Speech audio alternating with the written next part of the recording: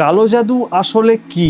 বিজ্ঞানীরা কালো জাদুকে কি মনে করে, আর এই কালো জাদু থেকে কিভাবে নিজেকে রক্ষা করবে, এই সমস্ত জিনিস জানতে পারবে এই ভিডিওতে। তো নমস্কার বন্ধুরা, সবাইকে স্বাগতম জানাচ্ছি একটি নতুন ভিডিওতে।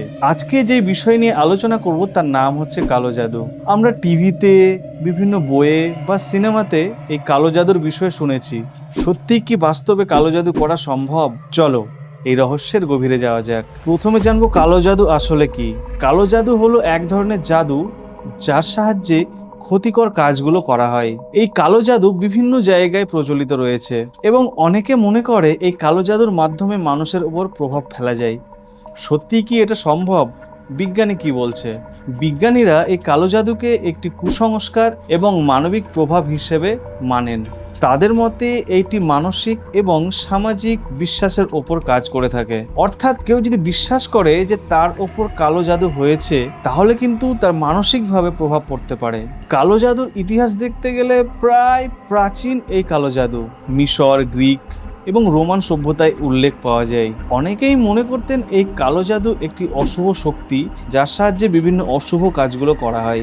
কিন্তু প্রত্যেকটি সংস্কৃতিতে আলাদা আলাদা বিশ্বাস রয়েছে। আমরা অনেক সময় শুনে থাকি যে কালো জাদুতে কাউকে শরীর খারাপ বা মানসিক দুর্বল করে ফেলেছে। কতটা সত্য আছে এই সব ঘটনার মধ্যে? এই সমস্ত ঘটনা বেশিরভাগই কাকতালীয় হয়, তবে এমন কিছু কিছু ঘটনা আছে যেগুলো প্রায় রহস্য হয়ে রয়ে গেছে। তার সম্পূর্ণ বিষয় আজ পর্যন্ত কারো সামনে আসেনি। নিজেকে কিভাবে রক্ষা করবে এই কালো জাদুর হাত থেকে?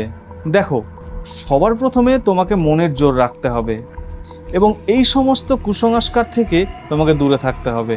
আর দ্বিতীয়ত, বিজ্ঞানসম্মতভাবে এই রোগের চিকিৎসা করতে হবে এবং প্রয়োজন পড়লে ডাক্তারও দেখাতে হতে পারে। তো বন্ধুরা, এই ছিল কালো জাদুর বিষয়। যদি কোনো মানুষ বিশ্বাস করে যে কালো জাদু জাতীয় কোনো জিনিস রয়েছে, তবেই তার ওপর প্রভাব পড়বে। তোমার কি মনে হয়, কালো জাদু কি সত্যিই করা সম্ভব?